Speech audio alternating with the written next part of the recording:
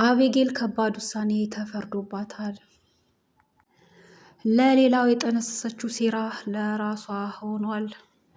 ሰላም ጤና ይስጥልን፣ በያላችሁበት ሰላምታችን ይድረሳችሁ። እንኳን ወደዚህ ቻናል በደህና መጣችሁ። በዚህ ቪዲዮ የዳጣ ድራማን ነው እንደ ወትሮ ይዤ የመጣሁት። ቪዲዮን በማየት እስከ ፍጻሜ አብራችሁ እንድትቆዩ በአክብሮት ጋበዝኩ። የአቤጌል የሴራዋ ጦስ ዞሮ ለራሷ ሆኗል። እንግዲህ ሴራዋን አልተው በማለቷ ለሌላው አደርሳለሁ ብላ ያለችው ነገር ያውም በእህቷ ላይ ከባድ አደጋን አድርሶ እህቷን አሳጥቷት ነበር። እንግዲህ እግዚአብሔር ነፍሷን የእህቷን አትርፎ ከዛም በኋላ እንግዲህ ያው ለቤቷ በቅታለች ማለት ነው። እና አቤጌልም ሴራዋ ተገልጦ እሷ ማድረጓን ታውቋል ማለት ነው። ከዚህም የተነሳ አቶ ደረጀ ከባድ ፍርድ ነው እንግዲህ የፈረዱባት። በዛ ውድቅት ምሽት ከቤት እንድትወጣ አድርገው ነበር። እንግዲህ አቤጌል በዛ ምሽት እንዴት ወጣለሁ ብላ ብትወተውትም ማንም ሊያስጥላት አልቻለም። ምክንያቱም ይህ የቤቱ የአባቷ ውሳኔ ነው። እናቷም ያው ፈቅዳለች። አንጀቷ ቢራራም ብታዝንላትም እንደ እናት ግን ያው የአባትነት ቅጣትን የምትቀጣበት ጊዜው ነው ስትል ያው ከሷም በላይ የሆነ ነገር ስለሆነ እንዲሁም ከሱም በላይ የሆነ በጣም ፈታኝ የሆነ ደረጃ ነው እንግዲህ አሁን አቤጌል ያለችበት ሁኔታ። እንደነሱ ምክርና ግሳጼ ቢሆን ያው እሷ ተስተካክላ አርፋ ትቀመጥ ነበር። ብዙ ጊዜ ተንኮልን እየሰራች እየገሰጿት እየመከሯት ሊመልሷት ቢሞክሩም እንግዲህ እሷ የማትመለስ ሆናለች። ከዚህም የተነሳ አሁን ላይ ያደረገችው ነገር እንግዲህ በጣም ከባድ ነው። የሰውን ሕይወት የሚያሳጣ ነገር ነው። በዚህ ልክ ተንኮል ማሰቧ እንግዲህ አሁን በራሷ ላይ ከባድ ፍርድ እንዲሆን ሆኗል ማለት ነው። ውድና የተከበራችሁ አድማጭ ተመልካቾች በዚህ ላይ ምን ትላላችሁ እናንተ? አሁን አቶ ደረጀ በዛ ምሽት ከቤት እንድትወጣ አቤጌልን አድርገዋል። እንግዲህ ይቺ ሴት ልጃቸው ናት። በዛ ምሽት ብዙ ነገር አለ፣ ብዙ የከፋ ነገር አለ። ይህ ቅጣት እንግዲህ እንደኔ በጣም ከባድ የሆነ ቅጣት ነው። ምክንያቱም አሁን በዛ ውድቅት ወጥታ የሚገጥማት ነገር ብዙ ነገር ይኖራል በሴትነቷ። በኋላ እነሱም የሚጸጸቱበት አይነት ቅጣት እንዳይሆን ብዬ እሰጋለሁ። በእርግጥም እንደ ወላጅ እንግዲህ ከደረሰባቸው ነገርም አንጻር ያው በጣም ስሜታዊ ሆነው ነው ይሆናል ብለው ነው ይህን ተገቢ ቅጣት ነው ብለው ነው ያን ያደረጉት። ግን በቀን እንኳን ከቤት እንድትወጣ ቢያደርጉ ምንም አይደል። ግን በዛ ምሽት ላይ እንግዲህ አውሬ ያለ ብዙ አይነት ክፉ ነገር ሊገጥማት ይችላል። ያንን ተግዳሮት አሸንፋ ማለትም ተቋቁማ በህይወት በጤና እንግዲህ ትቆይ ይሆን የትስ ታርፍ ይሆን በዛ ምሽት የሚለውን ነገር እንግዲህ በቀጣይ ክፍል የምናይ ነው የሚሆነው። ግን እንደ ወላጅ ይህ ቅጣት እንግዲህ ከባድ ነው ብዬ ነው የማስበው። ምክንያቱም በዛ ምሽት መውጣቷ ከቤት መውጣቷ መባረሯ ትባረር፣ ግን በዛ ምሽት እንግዲህ መውጣቷ ትንሽ የከፋ ነገር በእሷ ላይ አድርሶ ይባስ የሚጸጸቱበት ነገር እንዳይሆን የሚያሰጋ ነው። በሌላ በኩል እንግዲህ ዳጣ ሀቋም ወጥቷል። በእሷ ላይ የመጣ ሴራ ነበር እሷን ከቤት እንድትወጣ ለማድረግ ወይ ደግሞ ሰላምን እንግዲህ በሁለቱ ነው እሷም እልህ እየተገባባች ያለችው የነበረው አቤጌል በዳጣና በሰላም ላይ ከባድ እንግዲህ ቅናትና ከባድ ጥላቻ ያደረባት በሁለቱ ላይ ነው። እነሱም ሁለቱም ደግሞ ምንም አላደረጓትም፣ ያው ከናታን ይለዩኛል በሚል ነው። ስለሆነም እንግዲህ ይህ ያመጣችው ሴራ መልሶ ለራሷ ጦስ ሆኗል። ዳጣ ግን ነፃ ወጥታለች ማለት ነው።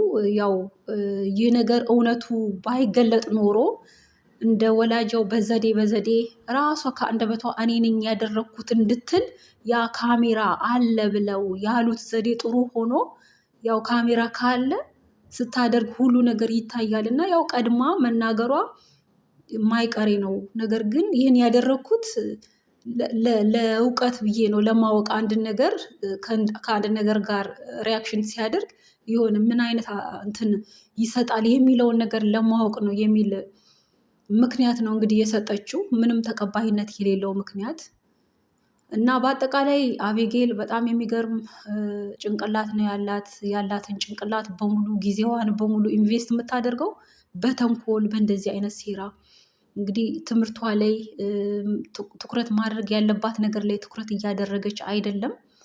ከዚህም የተነሳ እንግዲህ ወላጆቿ በጣም ተበሳጭተዋል ማለት ነው።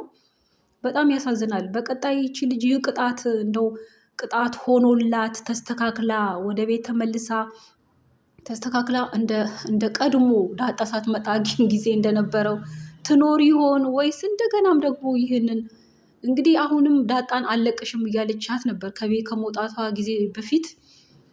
ካልተሳካ ባለሽበት መጥቼ አንቄ ነው የምደፋሽ የምገልሽ የሚል አይነት ዛቻ እየተናገረች ነበር። እንግዲህ በዚህ ልክ እስከ መጨረሻው አንድ ነገር ከያዝኩ አልለቅም እንደምትለው ሁሉ ነገርንም በቃ ከያዘች እንደዚህ አይነት ነገርን ሰው የሰውን ሕይወት እስከሚያጠፋ ድረስም ከማድረግ ወደኋላ የማትል ናት። ስለዚህ ይቺ ልጅ በዚህ ቅጣት ተቀጣ እንደው ካልተስተካከለች በስተቀር ዳጣንም እንግዲህ እንዳለችው በተኛችበት አንድ ነገር ልታደርጋትም ትችላለች። በእርግጥ በውን ሳትተኛ ዳጣም ለሷ የምታንሳ አይደለችም፣ ግን ሳታስበው አንድ ነገር ልታደርጋት ትችላለች የሚል ግምት ነው ያለን። እንደ ልቧ ሀሳብ እንደ ተንኮሏ በጣም ያሳዝናል። እንግዲህ ወይዘሮ ማርታም ያው እንደ አባት ቅጣቱን ለአንተ ትቻለው አሁን መቅጣት ትችላለህ ብላ ብትልም እንደ እናት ግን ከቤት ልጇ ስትወጣ በጣም ነው ያዘነችው። ሁሉም ነው ያዘኑት። እንግዲህ ምንም ማድረግ ስላልቻሉ ያው አባት ወስኗል ይህን ለማድረግ የግድ ሊሆን ያለው ስለሆነ እንግዲህ ምንም ማድረግ ስላልቻሉ እንጂ ሁሉም አዝነዋል። እንግዲህ ዳጣም ተከትዬ ልውጣ ወይ ብላም ብድግ ስትል ነበር እጅግ ራርታላት። ነገር ግን ማንም ሰው ተከትሎ እንዳይወጣ ነው ያደረጉት። እንግዲህ ዳጣ እግዜር ይሁናት በዚህ ልክ ከእንደዚህ አይነት ቤተሰብ ተፈጥራ፣ እሷ ግን የተለየ ባህሪ ነው እንግዲህ ያላት።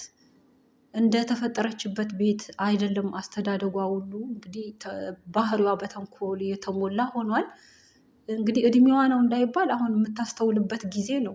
እንግዲህ አንድና አንድ አሁን እሷ ይሄን ሁሉ ተንኮል እንድታሰብ ያደረጋት የናታን ፍቅር ነው። ናታንን ታፈቅረዋለች፣ ትፈልገዋለች። ናታንን ደግሞ በዚህ ሂደት ልታገኘው አትችልም። እሱም ይህ ባህሪዋ ከእሷ እንዲሸሽ ያደርገዋል እንጂ ጭራሹኑ እሱን የሚያቀርብ ነገር አይደለም እያደረገች ያለችው።